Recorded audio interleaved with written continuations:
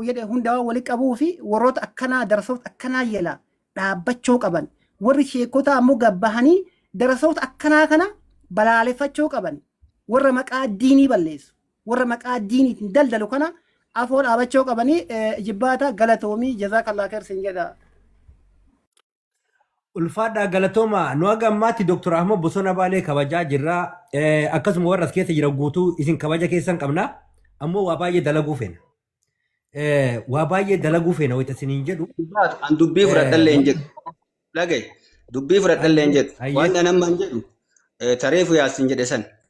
Amma waan kanatti seenne Oromoon nuti falminuuf tanuma malee tabiraati miti diimtuu gurraatti hin qabdu.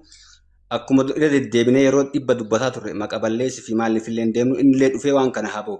Boru ammoo gaafa an deemee mucayyoo tana zuwaa hin dhaqee viidiyoo kaasee Oromoo duratti ilmu osoo inni lubbuun jiru osoo inni nama meeqa gargaaraa jiru osoo kambaanii meeqa miliyoona meeqan osoo sochoosu akka ilmoo abbaan yatiimatti gargaarsifne isaafillee gaarii miti amma isaafii gaarii miti. Dafee waan kana dhufee dhagaa jira gubbarra hin jiran shakkii takkaan malee dhageeffataa jira. Wallahi obboleessi keessa jaaladhallee si kabajallee ani baay'ee rifadhe uma dubbadhullee wallaalee waan anas dhufeellee haa beekamtiifillee miti haa arganiifillee miti jibbaateetillee hin qabu diinummaa keetillee hin qabu sillee maqaa balleessuufi miti waan kana dafiiti furmaata godhi ani fudhadhee harkaa qaba jechuun danda'u inni dhagahaa jira kunillee bira geessati.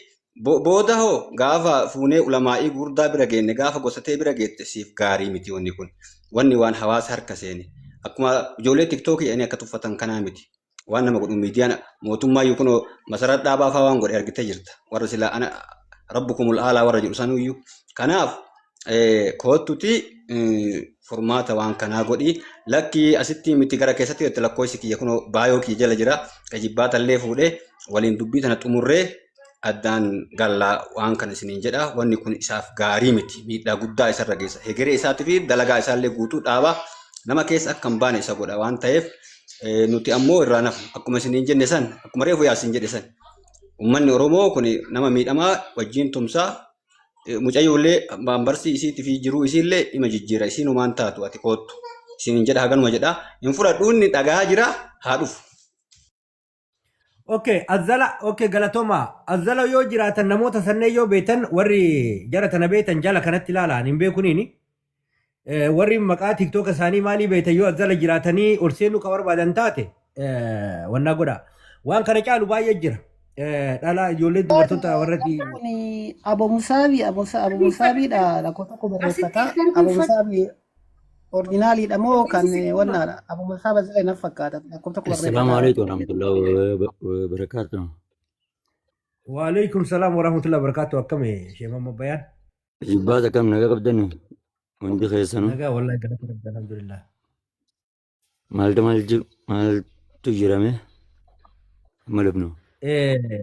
Nama amma footoon isaanii mul'atan kanatu iyyuu haadha manaa qabanii haati manaa isaanii ustaasaa fi amaan immoo ustaas ka dhimma warra umraa geessisanii miti inni kun. Sultaan ahlul khair. Iyya. Isa yoo barbaachisaa ta'e wannaa isaanii qulqulluu isinii maxxansinaa. Kanaaf obboleettiin teenya haadha manaa isaatu as keessa jira. Isiituyyuu himannaa irratti banee kanaaf himannaan isarratti baname immoo hin dhagahamu. Ni jira. Akkoo Abu Musaabiin galchimee shabakaan kiyya orginaalii ta'e. Shabakaan keen jiru Muhammad Bayyaan. Diin isaanii miti Abu Musaabii miti. Okay, ayyee galatoon. Okay, kanaaf Abu Musaabii naadduraa gobboo walgalchi ijibbaata naadduraa gobboo walgalchi. Isaa miti abbaa haqaa orginaalii miti koppiidha. Shabakaan kiyya. Okay. Isin bira natti fakkaatee Muhammad Bayyaan shabakaan gara kan keeti madda walaaboon illee as keessa jira carraa kennaa fi ijibbaata qabso. Kabajamaa ulfaataa madda walaaboo baga nagaan dhufu. Ibsaa jechuun barbaadatan bargaafachuu barbaade addan hin baane shabakaan kiyya amma deebi'e. Meetta fafaa. Ayyee. Okay. Yeah. nama kana kuno yoo sirriitti duraan hin beekin irra kuno kama viidiyoo footoo mul'atan kana haati manaa isaanii Hin illee tana beekamu Ustaaz asuma Saabiidha. Ayyee. asuma nu keessa jirti haati manaa isaanii illee jechuudha waggaa lama dura haadha manaa isaanii gatanii daa'ima isaanii illee kadhalate quban qabanii guyyaa takka illee gaafa daa'imni dhalate illee arganii hin beekanii haati manaa isaatuun biyya keessatti sheekotii gaafa sargii dhufanii fuudhan hunda itti himattee namni marri dadhabne jedheeni achi booda ammoo mucattiin ani fajjeessaa. Kanaafuu daa'ima abbaa qabu wajjin akkanatti jireenyi hin jiru rakkachaa jira. Guyyaa takka ilma isaa tanayyuu argee hin beeku. Dhalatuu isaatiiyyuu gaafa inni ulfa ji'a 2 fi 7 2 doktora bira waliin dhaynee laalee akka ilmi garaa na jiru beekee fuudhee maatii kiyya bira nageessee achumaan bilee kuna godhee badee. Haga daa'imni tun dhalattee haga nageette guyyaa takka agaree hin beeku. Sababa kanaaf ammoo rakkoo keessa jira. Biyya keessatti lafarratti illee sheekotatti namoota silaa barbaachisanitti himadhee dadhabee. Amma ammoo gara seeratti illee deemuuf humna barbaachisaa. Kanaaf naa argaa jettee nama Sagalee naataa isiniin jette. sagalee naataa haa yoo rabbi sodaattanii. Namni kun ammoo nama diiniti. Ayyee. Asoo nama wallaalaa biraa ta'e rakkoo hin qabu. Kanaaf ammoo isa kana akkamitti ilaaltanii sagalee naataa jetteetiniin Taamma inni agarsiifte sun ta'e inni lammata ishirraan fuudhe. Suni tabiraati jedhanii reefi sun tabiraati kunoo tana amma tabiraa immoo keessatti waan biraatu jira san dhiisaa san hin dubbadhu Ayyee dhiibnaa. informeeshinii baay'eetu jira ammaaf kanuma ka jiru isii tanarraa dubbachaa jira. Okay. Mee Abuu Musaab eenyu yaada kennadhaagaa. Ani osoo baada erga isaan dubbatan booda yaada kennatu barbaada. Abuu Musaab. أيه السلام عليكم ورحمة الله وبركاته. Alaikum salaam. Waalaikum salaam. ها سوا يروها سفتني وان أورجينالا كوبي مالي وان جتن كان أفرا نيسا نمني كوبي فورجينال لجيرو كوني بالجنة دا أورجينالا في كوبي وان جتن كون بالا قم ما أرجسيس توكو سميرا Maal taatan? لا Maal taatan? جباتا قبسو قربان وردي وان اللي جرنا جناتي بالا دبي بالا هاسي مال جيشو Warri tiktok hayyee. maal jechu koppii fi orjinaalli maal inni kaa ilmi namaa maal odeessu Aslaali kabajaa ofirra godhe maqaa guddaa qabattee baalagee nama hin jenne nama xiqqaadhaati. baalagummaa qabaachuu keeti kun baalagummaa Amma nama barbaachisu. baalagee Nam tokko dhibbatu Abuu Musaab maal jettan isin arraba keessaa ba'a. Waliin arrabsiin arrabsiisaadha. Abu Musaab miira keessaa bahi. Isin lamaanuu Jal isin sheer gabbuusa. kobbilinkii godha. Mee yeroo takka Nuuraddiin dubbii eegasii dubbanne. Abuu Musaab kana Keessan irratti eegasii dubbanne. nambuusini Abuu waa Musaab waa waa Keessan Abuu eegasii Musaab. dubbanne. No, no, namni tokko Waaqa isin isa buusu. Assalamu alaikum. ayye waalaikum salaam muhammad Mee maayika qabadhanaaf Abuu Musaab wajjaa. Abuu Musaab assalamu alaikum wa rahmatullahi wa barakaatuh. waalaikum salaam wa rahmatullah muhammad akkam jirtu Jirra alhamdulillah dhifama miira keessaa baadhaa. Anis naafiyatis akkuma deemnutti dhufnee suuraa kana agarree hoggaa gaafannu kun akkuma ati dhageessu kana. Dubbiin tun dhugamoo soba. bar dubbii tana ammuma argaa jirralle ammuma dhagayaa jirra sultaan alkhayriin nama beeknu nama kulliyyaa tokko yookaan jaamicaa tokkorraa wajjin baane jaamicaa tokkorraa wajjin eebbifamne Ayyee. waan kana amma dhagahutti jirrallee ani waan ijibbaata qabsoo kanarraa xiqqoo waa barachuu edha Sheek Muhammad yoo naa kennitan. Dhiisuu la qoy amma osoo isatti hin dabarre duratti amma akka jedhaa jiranitti qoy isaan Nuuraddiin obsi Dura gaafadhu maa arrafte nama kana jedhi Nuuraddiin obsa Habiibi obsa Habiibi obsa. Laala Sheek Abuu Musaab kiyya Habiibi. Nuuraddiin kan dhimma keessanii boodatti deebinaati. Mee isaan lama waliin haa dubbatanii piliis. Abuu Musaab kiyya Sultaanul Alkhayriin kun amma dura fuudhuun isaa kun dhugamoo soba. Wallahi maa caarif hin beeku an.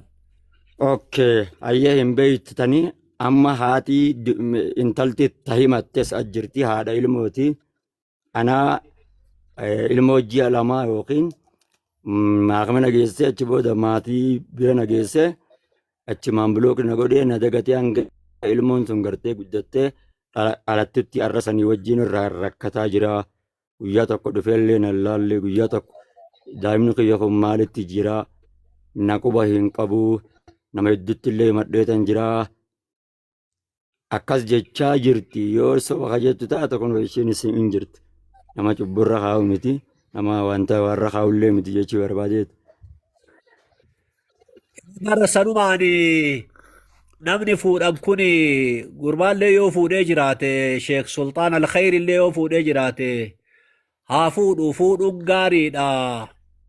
Nuti ammoo warri jibbinu warro fuudheetumaan gataa ufiin dargaggeessaa qeerroo ufiin jedhu kana baay'ee gubbaa kanatti dadhabnee jirra nama hedduu namni akkasii ani Sultaan Alkhayritu akkas ta'eef hin jedhu maqaa mashaayikaa qabatee namni isaa mallee baay'iseetiin hin jiru baay'eetu jira. Sanillee yoo rabbi fedhe walitti gadi yaana sanadoota garaa qabannee warra sababbii isaatiif maqaa sheekaatiin ijoolleen ruuxii ufii galaafataa ruuxii ufii dhabaa jirtu hedduu har'as arginee nutti illee iyyatanii yoo rabbi fedhe sanadoota tokko qabannee waan sila dalagamaa jiru gadi baana.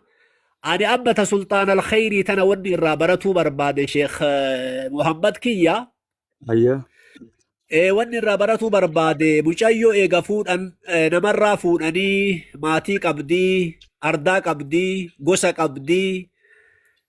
Maatii qaba mucaalleen ka fuudhi kunillee gosa qaballee, ardaa qaballee. Mucattiin Sultaan Alkhayriin qofatti hin heerumne akka silaa Oromoon kenna aadaa qabutti, ardaa sanitti, gosa sanitti, obboleewwan mucaa Sultaan Alkhayrii kanatti kan heerumsiisan akkasi mataa mucaan haa fuudhu malee ardaa kana hundaa kennan. Mucattiin tuni warra isaa kanatti himattee dadhabdee warri isaa isii dadhabee obboleewwan isaanii dadhabanii akkasitti karaa onlaayinii kana dhufte moo bifa akkamiitiin karaa onlaayinii kana dhufuu dandeette? Wanni jaarsaaf jaartii gubbaa kanatti miti hedduu kan dhumatu hawaasumatu fixaa, hawaasumatti taa'ee fixaa, ardamatu taa'ee fixaa. Yoo ardaa dadhabdeetiin hin jette manni itti himatan jirti. Kun marti dalagameet ol baate moo akkam taate waan jedhu barachuu barbaada jibbaata qabsoo fa'aan. Yoo isinillee kun qabattan Muhammad na deebisaa isin. Wanti naa dubbatu Ustaad Muhammad Bayaan waan gootan intalli haa dubbattu moo Dr. Ahmad afachaamee takka Sheekh Muhammad. Dr. Ahmadii naa kennaa dhiifama wajjin keessa turaan fakkaate. Naya jibbadha Dr. Ahmad fudhadha. Jibbaata hanga bu'aa mucattii galcheeyyee sibriitii tana galchi. Warri mooniitara qabdan galchaa. Amma anillee akkuma nama tokko suuraa Sultaan Alkhayrii arge isinillee wajjin na beeytanii ana ammoo ganda tokko biyya takka ardaa takka isinillee beeytanii riyyaa keessanii tasuma waan akkana irratti hin eeyne hirrifadhe qaama kanatuuf na wallaale anamma kaleessa galgala teengadda'e sila abboo turtanii baatii lama geettanii haadha warraatuu maal gootanii ka jedhuun dubbadhe naan deebifne achumaan cal'ise yoo sanillee anamma waliin jiranii beeka malee Sultaan Alkhayrii nama miskiina gargaaruu maqaan isaatu Sultaan Alkhayrii nama ammoo tola ooltummaa dalaguu nama mirga ilma namaati miidhuu miti nama ammoo nama wajjin dhaabatee deemuu wajjinuu bakka hedduu dhayin'ee nama ammoo wallaalallee miti nama yuunivarsiitii irraa bahee nama miizaana qabu waan maraa qabu mirga namaatii dhaabatu mirga dubartiitii dhaabatu akkasitti isa beeka malee tasumaayyuu waan akkanaa dalaga jedheelleen eeyne waan kana shakkinee namni ka dalagama inni dalagataa jiru tan harkatti dhaamsuuf irratti ijaaramee waan yoomu wanni kun maali ka jedhullee irratti xiinxallaa turree obboleettiin ta'as jala jirtanallee takkallee mucayyoollee suuraa isii finnee daa'imallee finnee addaan baafannee qulqulleeffannee kunoo tokkoffaa gaafa duraa gaafa nutti dubbatan sheeyni طالب رضا الله عبد الرحمن وجين فني gara gubbaatiin Haydar fa'allee namni hedduun jechuun ulamaa'iin hedduun kaammoo Dr. Kamal Tilmoo fa'alatti fakkaatti. Nama mashaayika silaa sikkooman doon qaban kun marti dhuftee dubbatanii intala tana nikaa godhanii fi isiin haadhan qabdu. Haadha malee guddattee isii waggaa 15ti. Gaafuma sana ammoo galataniin jedhan. Galataniini isiin ulfooytee baatii 2 gaafa geette ani karaa Harargee kana deemaa jira haga sanii kophaa manan taa'ini warra keessaniin isiniin gaa jedhee balbaluma dura kaa'ee bishaan wayii sii bitee dhufaafachuu na eege asumatti jedheeni biraa achiin deeme inuu hin deebine achii kaani bilook na godhe osoo waan kanan dubbatiin waggaa 1 fi baatii 9 geenne sheeka ammoo gaafa duraa dubbateef sheeka jilbaa sheeka ammoo sheen sun majlisa baatuu zuwaayitti gaafatamaa sanillee itti dhaqnee abboo namni kun nutti hin deebine intala tanallee hin gaafanne kunoo garaa qabdi maqaa isaatiin jirti sheeka gaaf duraa isin nutti fide wanni isin irraan dhufe ammoo waa takkaa hin taatu jennee amanne maal ta'e jennaa gaafannaan isinii gaafadhanuun jedhe gaafannaan ammoo guyyaa lammataa itti deebinaan ammoo sheen illee na jalaa dheesse ammaa nu jalaa dheessaa jire ka majlisaallee jedhan deebi'ee ammallee nama biraallee eenyu maqaa isaa qeerroo maali mucaa tokkotu jira isallee hin gaafadhe sunillee hin dide jedhe ka gaafsan jaala ta'eef tokkollee imalli ganda akhiraa ka jedhu munashida gaafannaan abboo sababaa kanattuu wallolle sababaa ammoo waan kana gaafadheen naan oode inni waa takka an dadhabee nuun jedhe isa barbaaduuf ammoo gara messenjeraatilleen itti barreessee telegiraamallee itti barreessinee waggaa 2 guutuu lafarratti ifaanyee dadhabnee waa takka lafarratti jibbaannee gara keessan dhufnee ilmoo waan nyaattuun qabdu haffaazaa barbaachisa haffaazaan qabdu namni kun akkaan dalage ka jedhan wanni ifaatti fidan kun mucayyoo lallachuu obboleeyyan lachuu fi mucayyoo asitti baatee ilmoon daa'imni illee sitti bahuu dandeetti ammas keessa jirti. Achirraa ani amma as gubbatti arge yoo arge nama an beeku nama ganda kiyyaati gaafsan ammoo jaala ati naan jedheeyyuu akka tasaa ta'e ani ammoo boorana ture gargaarsa wayiitiif dhufuu hin dandeenye sargiisan nama kana ka unsur akaaka zaaliman oo mazluuman ka jedhanii nama tokko hin jaaladhaan jaalala isaa qabuuf jaala isaa tahee gaafsan isaa maqaa suuraa isaa asitti dhahame argee mee dubbii tana addaan baafanna Haydarillee hin jira namni biraallee hin jira dubbii tana hin laallaa ka jedhu uummata kanatti dhufe. Dubbiin akkanaatii laalamtee jirti lafattillee karaa mara ifaajanii jiranii dadhabanii bakka tanaan gahan jechuu barbaadetti yoo taafte ammoo taani uummanni itti haguutu.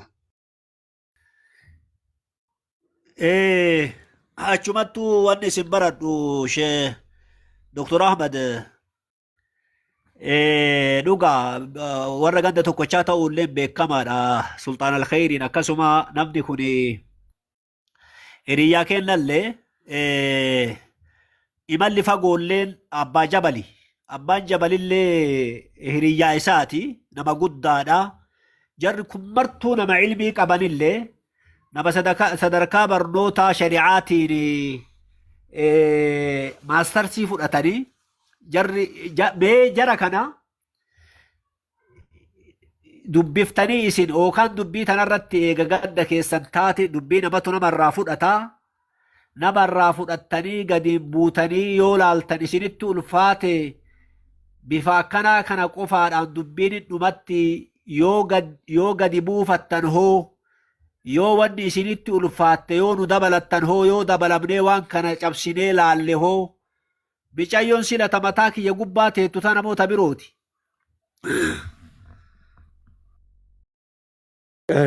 Abu Musab amma dubbii isinii ibsa jeeta yaada gaanni fudhattan jeeta yaada Ahmad Bosana Baale maashaallah akkati dubbii keessa quba qabutti isinii ibsa jeeta yaada ishiin tanuma isii gubbaatti tana Manni illee fudhadhu naan jennaan addatiyyan fudhadhu nama dabaladha jedhee Haydariin fidee Haydarillee ani jaarsummaa hin beeku waan akkanaa hin beeku namatti fida jedhee amma isin dhufuun carraadha walumaan fudhanna dubbii tana lafarratti ilaalla jedheen fudhadhu garuu isin wajjin yoo isin tunarra beekalle isin irra saahiballeedha yoo isin fudhattan malee fudhadhee amansiisa jedhee fudhadhee asii deemanii booda uummanni kun na gaafata nama ifirratti eegaa turre yoo isinillee lakki hin laalle itti deebinetti uummanni kun nun dhiisuu booda hin sodaadheen fudhannillee akkanumatti taa'aa jirte gammatti. Enta'u akkanattiin hin teettan eega argattaniitiin hin jettan eega dubbii barattanii dubbii itti dhalattanii dubbii keessa teettan yookaan yoo dubbiin tuni dubbii kennuu hin barbaanne dubbiin tun ajandaa ho'isuu manaa kataatu taate ittuma fufama homaan rakkisu. Yoo ammoo dubbiin haqiiqaa mucattiilleen haqa isii haalaan lamtu sultaan alkhayrillee hayni isaa ka jiru haalaan lamu yoo ka jedhamu taate dubbii eega itti dhalattanii bira teettanii sodaa godhachuu qabdan nama bilbilattanii waamtanii fudhachuu qabdan. Kanaafiyyuu namni isinii dhufe mee dhiifama wajjiin maal jibbaata qabsoo Najaashii fi abbaa qorsoomaa osoo onnaa baafte dhiifama wajji. Abbaa qorsoomaa fi Najaashii illee. Okay, hedduu galatooma nama isaan jedhan kana mooditaroonni nu ol galchitanii tokkoffaa baga nagaan dhuftanii Ustaaz Abu Musaab kanarratti maal jechuu barbaada tokkoffaa nuti ajandaa hin barbaannu. Ajandaa kana lafarratti dadhabnee jedhanii tasfidan har'a yoo namni dubbii tana fudhatee obboleettii teenya tana fixu ka jiraatu taate nuti tiktookiif ajandaa akkanaa hin barbaannu nama hojii mataa keenyaa qabnu guyyaan har'aatu boqonnaa waan ta'eef wanni kun garaa nu nyaatee mana waan kana irraa dubbachaa jirra. Ajandaa akkanaa kana nama tokko irratti hin barbaannu nu tokkoffaa kabaja diin keenyaa qabna kabaja ustaazota teenyaa qabna waan akkanaa kana hin barbaannu jechuu gaafa ammoo namoota keenya kawaabee beekan ka uummata duree jiran isaan kanarraa waan akkanaa dhuftu wallaala waa meeqa godhaa ka jedhu jiddu galeessa goonee tilmaama keessa galchineeti lafarratti illee akkanatti kadhannee akkanatti dadhabnee isinii xumura lafarratti akkanatti ilaallee dadhabne sheekota namoota haga beeynu ka isaan beekan jennu ka dubbii tanallee walarraa gaa'ila kana keessa jiran hunda isaanii haga dandeenyutti dubbisnee hin dadhabnee nu baqataa nuun jedhanii har'a geettee jedhan.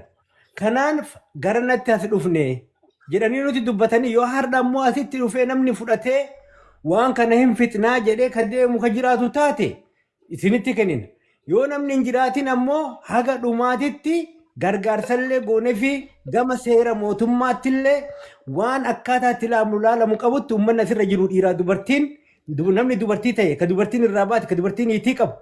Kun guutuun isaa daa'imtala tanaa fi daa'ima tana bira dhaabbatanii kara seeratti wanni kun akka bakka godhattuuf itti fufna. Yoo ammoo fudhattanii hin deemtan nu as keessaa waan barbaannu qabu nuti sheexaanaa miti.